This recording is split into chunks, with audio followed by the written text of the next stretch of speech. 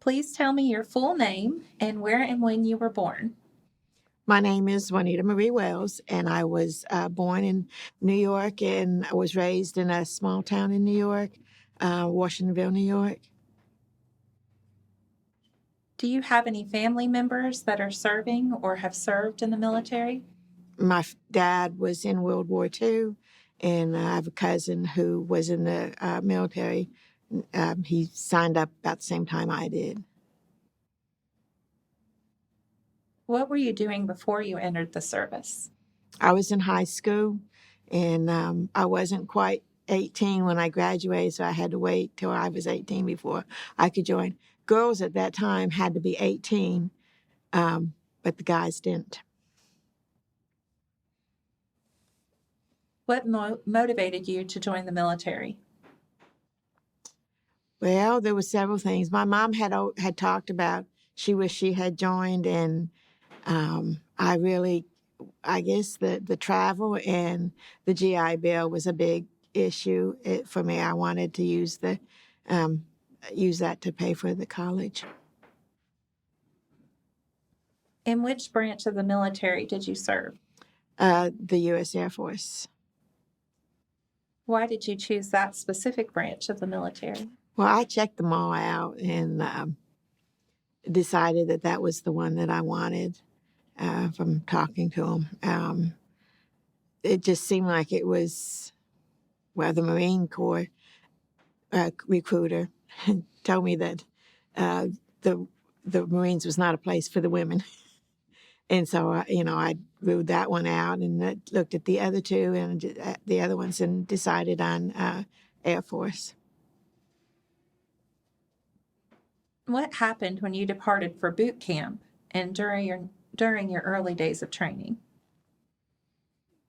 Well, they sent us up to Albany, New York, and then flew us from there to Texas.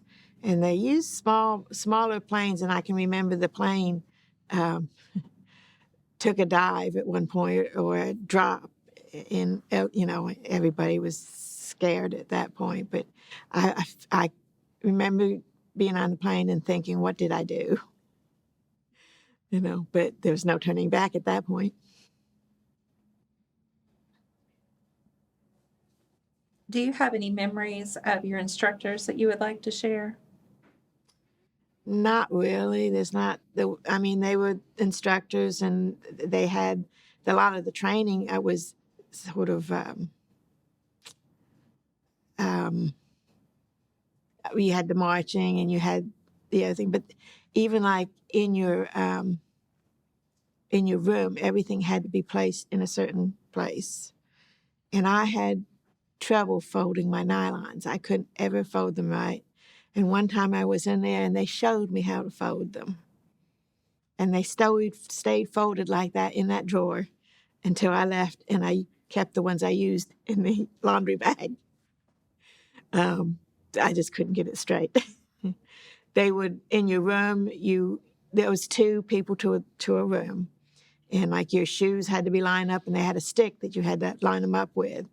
And I got written up one time for a dirty bed, and I was in the room when they did it.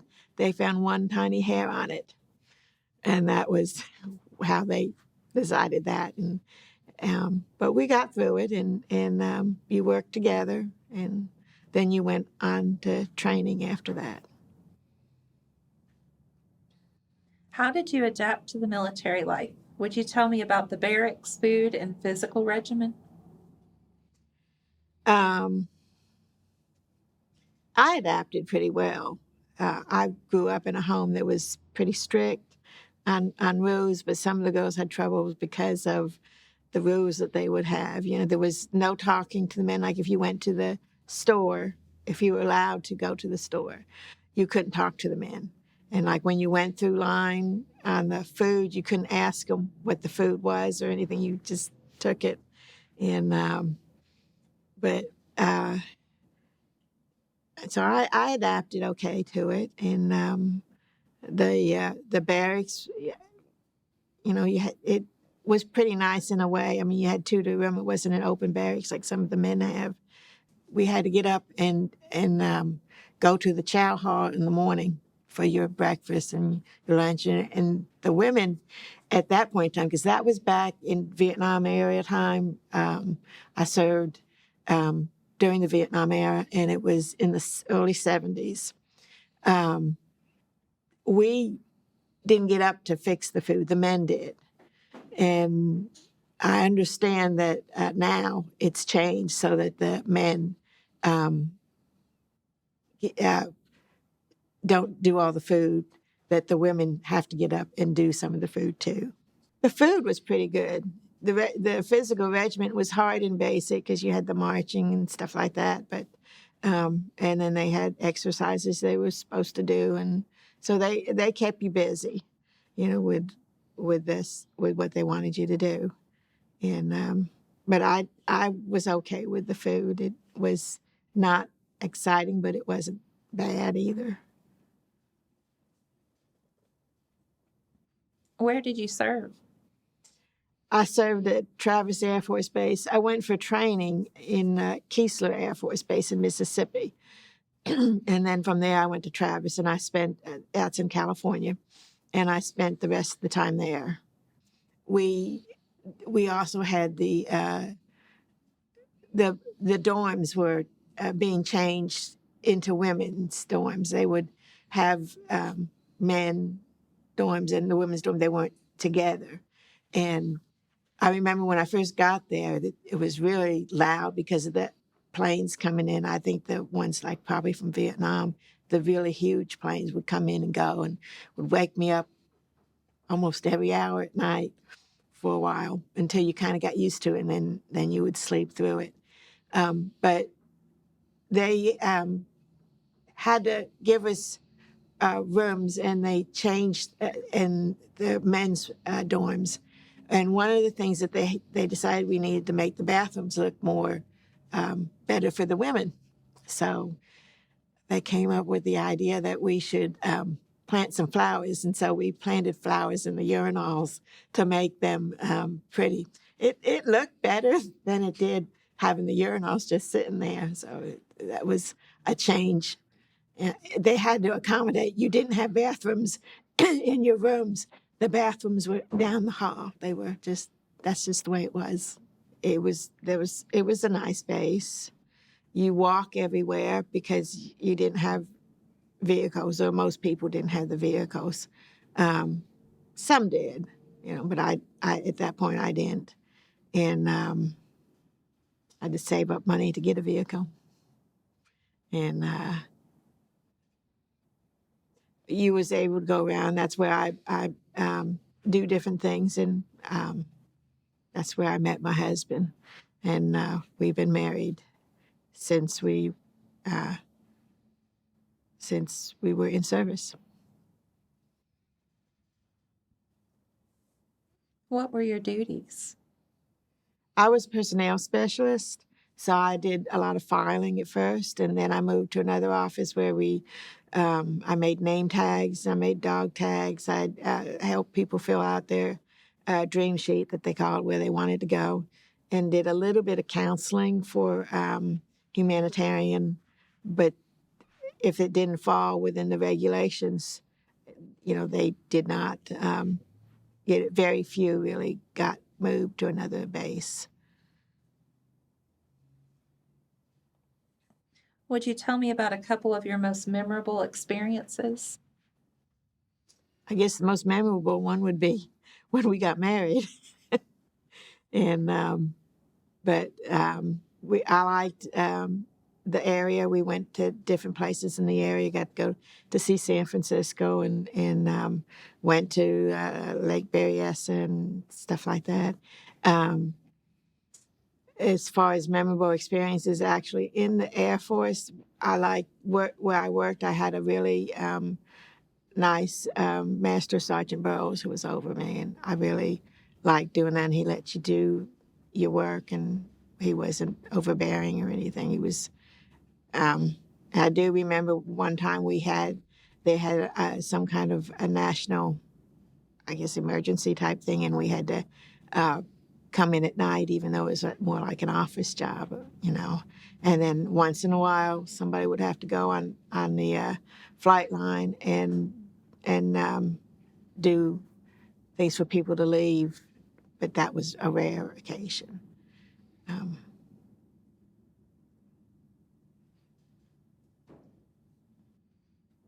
Would you tell me about some of the special people you met? Well, like I said, that Master Sergeant Burroughs, and I guess the most special one I met was Roger. We have kept in contact. We're still married. We've been married 50 years. And then we keep in contact with his, it was the best man was his roommate that was there. And but as far as keeping in contact with a lot of the people, we didn't. Sometimes we started keeping in contact with some, but after a while, you know, they kind of stopped responding and you stopped responding type things. But When you were serving, how did you stay in touch with family and friends back home? but there was no internet and no cell phones, so it was long distance phone calls, and it was writing, and we did quite a bit of writing. My mom wrote quite a bit, and it was handwriting, the letters back home, and you couldn't afford to call every night. I think I tried to call. I think we called about once a week, and you didn't stay on for a real long period of time. But I did keep in contact with the family at home. Would you tell me about the day your service ended? There was not much of a transition because I became a military wife instead of in the military and stayed home. I got out because after we got married, I wound up getting pregnant, and they at that time didn't let you stay in and be pregnant, or I guess you would stay in and be pregnant, but once you had the child, you would have to sign papers that somebody else could take care of the child. So I got out, and I saw the papers a long time afterwards, and it said unfit for duty because I was pregnant. But that was a long time ago. That was back in the 70s. Things have changed a whole lot since then. How did you return home? Well, I really didn't, because I was with my husband, and then when he got out, we moved back to Kentucky because he was from Kentucky. And so it was basically, I didn't really.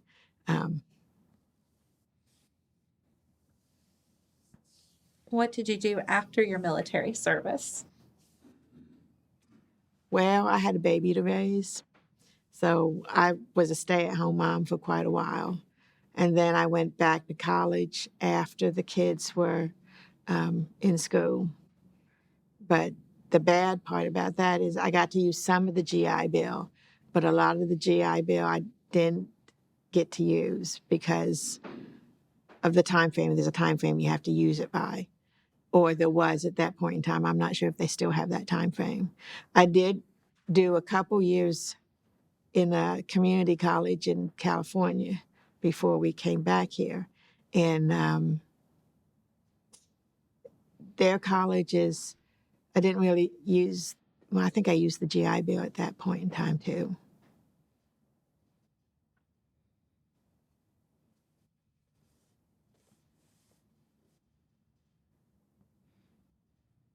How did your military experiences affect your life? Well, I guess I wouldn't have been in Kentucky if it wasn't for that. It changed me some. It made you grow up, and it, it it got you to think about different things. The GI Bill really helped a lot towards getting an education, and I did, get an education and with afterwards, and wound up with a good job.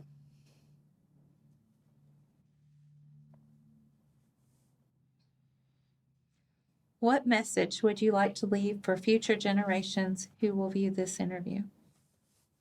That the military is a good opportunity, and the GI Bill is really beneficial. We really need to get college educated these days in order to survive and do your best. Make sure you do your best and keep your nose clean. People get in trouble all the time, and then they wind up paying for it. And a lot of times they don't think of the consequences before they do it. But the best thing to do is to get an education so that you can get a job. Is there anything you feel we haven't discussed or should be added to this interview?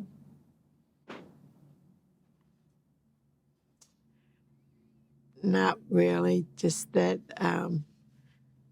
that it's really good to. I'm going to push it again. The education afterwards, and I did take some classes when I was in the service.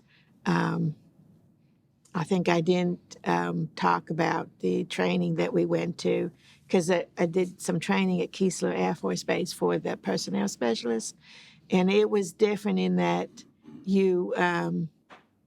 it was almost like a self course, because you had reading. I thought they would get up and talk. I guess I learned better that way, but it was reading and answering questions and reading and answering questions, and that basically was the whole course that I did for the personnel specialist.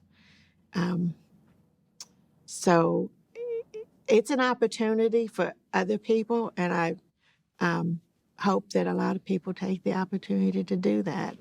Of course, you leave home, and that's hard for some people, but it was well worth it.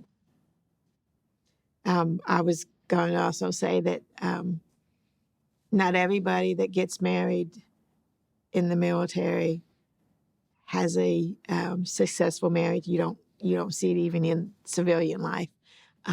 But we have been married for 50 years now, and we got married on the base, and so it was very nice. And then we had a reception afterwards, and it was a small wedding. But anyway, big or small, when you get married, you get married. But I really enjoyed the service, and it was a good opportunity.